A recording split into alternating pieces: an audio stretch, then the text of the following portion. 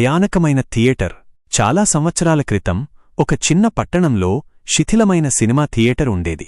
దానిని విజయ టాకీస్ అని పిలిచేవారు.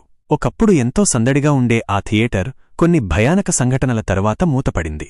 అప్పటినుండి ఆ ప్రదేశం దెయ్యాల నిలయంగా మారిందని ప్రజలు చెప్పుకునేవారు.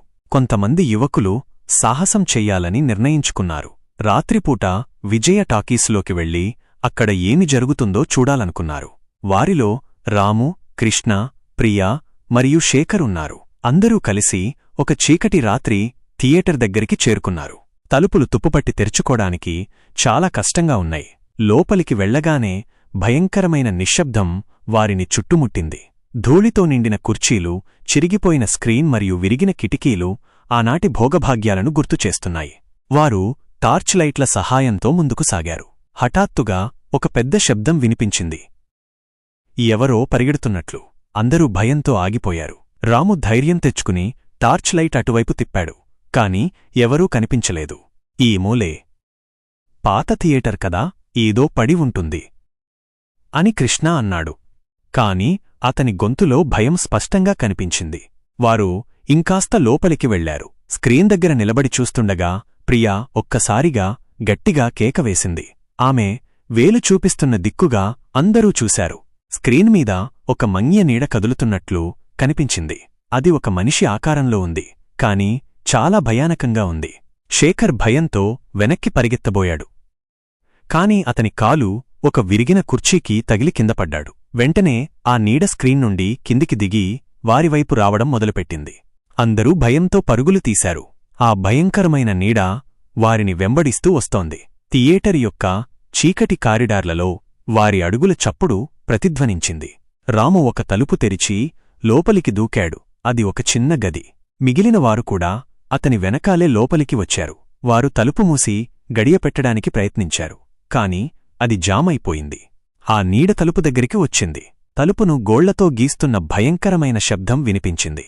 అందరూ ఒక మూలన బిక్కుబిక్కుమంటూ కూర్చున్నారు. హఠాత్తుగా గదిలో ఉన్న పాత ప్రొజెక్టర్ వాటంతటా అదే ఆనయింది. దానినుండి వచ్చిన కాంతి ఆ భయంకరమైన నీడను స్పష్టంగా చూపించింది. అది ఒక స్త్రీ ఆకారం. ఆమె ముఖం చాలా భయానకంగా ఉంది. కళ్ళు ఎర్రగా మెరుస్తున్నాయి. ఆ స్త్రీ వారిని చూసి వింతగా నవ్వింది. ఆ నవ్వు వారి గుండెల్లో భయాన్ని నింపింది. అప్పుడు రాముకు ఒక ఆలోచన వచ్చింది. అతను ప్రొజెక్టర్ దగ్గరికి పరిగెత్తాడు మరియు దాని లెన్స్ మీద ఒక గుడ్డను వేశాడు. వెంటనే గదిలో చీకటి అలుముకుంది. ఆ నీడ అదృశ్యమైంది. కాని భయం మాత్రం వారిని వదలలేదు.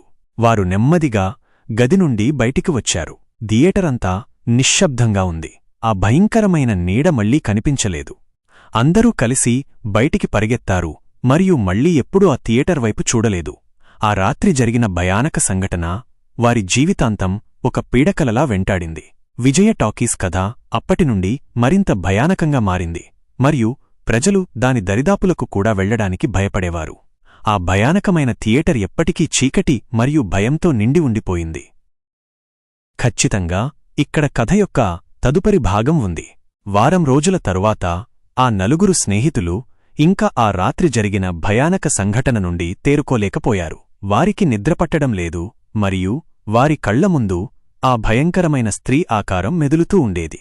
ఒకరోజు రాము ఒక ఆలోచన చెప్పాడు. మనం ఆ థియేటర్లో ఏమి జరిగిందో తెలుసుకోవాలి. ఆ దెయ్యం ఎవరు, ఎందుకు అక్కడ తిరుగుతోంది? కృష్ణ మొదట భయపడ్డాడు. కాని ప్రియా మరియు శేఖర్ కూడా రాముతో ఏకీభవించారు. ఆ భయంకరమైన రహస్యాన్ని తెలుసుకోవడం తప్ప వారికి వేరే దారిలేదు. మళ్లీ ఒక చీకటి రాత్రి వారు నలుగురు విజయ టాకీస్కు తిరిగి వెళ్లారు. ఈసారి వారు టార్చ్ లైట్లతో పాటు కొన్ని మతపరమైన పుస్తకాలు మరియు రక్షితమైన వస్తువులను కూడా తీసుకువెళ్లారు. థియేటర్లోకి ప్రవేశించగానే వారికొక వింత వాసన వచ్చింది. కుళ్ళిన పువ్వుల వాసన. నిన్నటి రాత్రి అక్కడ అలాంటి వాసన లేదని వారు గుర్తు చేసుకున్నారు.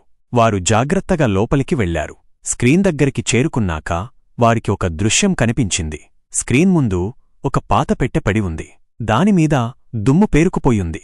రాము ఆ పెట్టెను తెరవడానికి ప్రయత్నించాడు. అది చాలా గట్టిగా ఉంది. కాని అతను ఎలాగోలా తెరిచాడు. పెట్టె లోపల ఒక పాత డైరీ మరియు కొన్ని పాత ఫోటోలు ఉన్నాయి. వారు డైరీని చదవడం మొదలుపెట్టారు. అది ఆ థియేటర్ యొక్క పూర్వపు యజమాని కుమార్తె అయిన లక్ష్మి రాసిన డైరీ అని వారికి తెలిసింది. లక్ష్మి ఒక అందమైన నర్తకి మరియు ఆమెకు నాట్యమంటే ప్రాణం. ఈ థియేటర్లోనే ఆమె తన ప్రదర్శనలు ఇచ్చేది. డైరీలో ఆమె తన ప్రేమ గురించి రాసింది. ఆమె ఒక సంగీత దర్శకుడిని ప్రేమించింది, కాని వారి ప్రేమను ఆమె తండ్రి అంగీకరించలేదు. ఒకరోజు లక్ష్మీ మరియు ఆమె ప్రియుడు కలిసి పారిపోవాలని నిర్ణయించుకున్నారు. కాని ఆ రాత్రి థియేటర్లో ఒక ప్రమాదం జరిగింది. స్టేజ్ మీద లైట్లు ఆమె మీద పడటంతో ఆమె అక్కడికక్కడే మరణించింది. ఆ ప్రమాదం ఒక దురదృష్టకర సంఘటన కాదని, లక్ష్మీ తండ్రే కావాలని చేశాడని డైరీలో ఉంది. ఆమె తన ప్రియుడితో వెళ్లడం అతనికి ఇష్టం లేదు. ఆ ఫోటోలలో లక్ష్మి యొక్క అందమైన చిత్రాలున్నాయి. స్క్రీను మీద వారు చూసిన భయంకరమైన నీడ ఆ అందమైన అమ్మాయిదే అని వారికి అర్థమైంది. ఆమె ఆ థియేటర్లోనే తన మరణానికి కారణమైన వారిపై పగ తీర్చుకోవడానికి ఆత్మగా తిరుగుతోందని వారు గ్రహించారు. అప్పుడు వారికి ఆ కుళ్ళిన పువ్వుల వాసన ఎందుకు వస్తుందో అర్థమైంది. లక్ష్మికి పువ్వులంటే చాలా ఇష్టం. మనం ఆమెకు శాంతి కలిగించాలి అని ప్రియ బాధగా అంది. వారు ఆ రాత్రి లక్ష్మి ఆత్మకు శాంతి చేకూరాలని ప్రార్థించారు. వారు ఆమె డైరీని మరియు ఫోటోలను ఒక గౌరవప్రదమైన స్థలంలో ఉంచారు. మరుసటి రోజు వారు ఆ థియేటర్ యొక్క కథను పట్టణంలోని పెద్దలకు చెప్పారు. అందరూ కలిసి లక్ష్మికి ఒక చిన్న స్మారక చిహ్నాన్ని ఏర్పాటు చేశారు. కొన్ని రోజుల తర్వాత ఆ నలుగురు స్నేహితులు మళ్లీ ఆ థియేటర్కు వెళ్లారు. ఈసారి వారికి భయం వెయ్యలేదు. థియేటర్లో ఒక ప్రశాంతమైన నిశ్శబ్దముంది. ఆ కుళ్ళిన పువ్వుల వాసన కూడా లేదు. వారు లక్ష్మీ స్మారక చిహ్నం ముందు నిలబడి ఒక నిమిషంపాటు మౌనం పాటించారు. అప్పటినుండి విజయ టాకీస్లో ఎలాంటి భయానక సంఘటనలు జరగలేదని ప్రజలు చెప్పుకున్నారు. లక్ష్మీ ఆత్మకు శాంతి చేకూరిందని అందరూ నమ్మారు. ఆ నలుగురు స్నేహితులు తమ సాహసంతో ఒక భయానకమైన కథకు ముగింపు పలికారు.